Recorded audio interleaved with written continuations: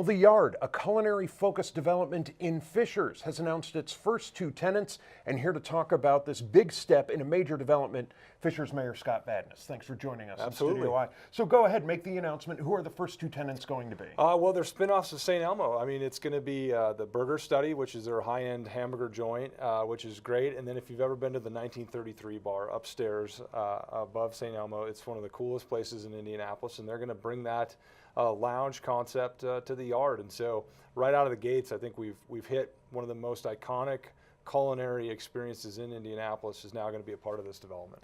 Why are these good fits for this particular development? I think what we heard time and time again from our residents is they wanted regional or local culinary experiences. They didn't necessarily want to see it full of chain restaurants. They've had that for years in Fishers.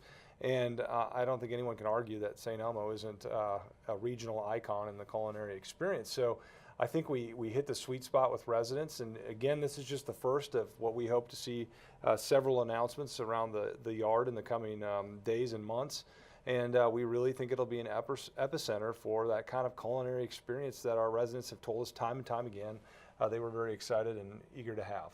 And you talked about the coming months, obviously without getting into specifics that may not be finalized yet. What can we expect as the months go on? Yeah, I think in the next couple months you're going to definitely see us put some real detail behind what the Culinary Accelerator will look like. And so just think of how cool it is to have St. Elmo, an icon in the culinary industry in Central Indiana, in the same place that we're going to have an aspiring restaurateur at a restaurant accelerator. That's a really neat dynamic.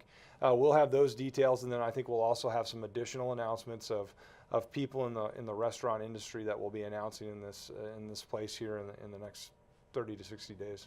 This is part of what is a larger focus. I mean, obviously, economically, with Launch Fishers, with all of the economic development announcements Fishers has had, that has been a big part of the growth plan, but also making Fishers a place where people want to live.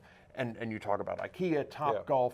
This certainly seems to be part of this quality of life, livability strategy Fishers. Yeah, it's been a great year. You know, Money Magazine named us the best place to live in America. Just this week, we were the third best place to raise a family in America by Money Magazine.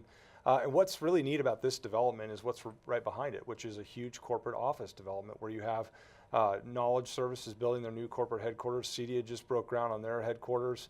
You have Navient, you have First Internet Bank, you have the Forum. All of those, that represents like 7,000 employees. And what I hear time and time again from CEOs is the same thing I hear from residents. Where are the unique places to go eat? And so we really believe this development becomes an attraction, an amenity, if you will, for the land that's left to be developed for kind of those top tier companies that we want to see develop in our city. So not only is it benefiting residents, but I think it's an attraction for business. And when you can find where those two intersect, that's where you need to double down and get active. And that's what we did with the Yard. And we're really excited about this first step. And speaking about where they intersect, talk a little more about the Incubator piece of this, because it seems you're not only preparing for the present with these new restaurants, but trying to prepare for the future as far as getting restaurateurs the start they need to set up shop. Well, I mean, it goes back to our value system of being an entrepreneurial city. So whether it's co-working space, whether it's our Internet of Things lab that will be opening here in the next few months, or whether it's allowing entrepreneurs in the culinary sector to be able to have a place where they can go to pursue their entrepreneurial passions, we want to be pushing on all fronts when it comes to, you know, kind of the traditional American philosophy of capitalism, where people who have ideas, they can go pursue them and they can chase them and hopefully make them into something. And through that, you get organic economic activity, which is a key part of a city's long-term sustainability or viability. And so I think it's just a natural outgrowth of our overall belief that we want to be an entrepreneurial city.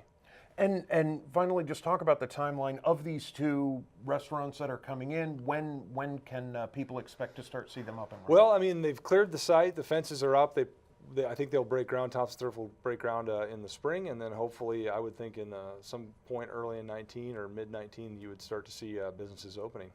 Well, another development taking another big step forward in Fishers with the Yard announcing its first two tenants. Mayor Scott Fadness, thank you for joining us. Thank you.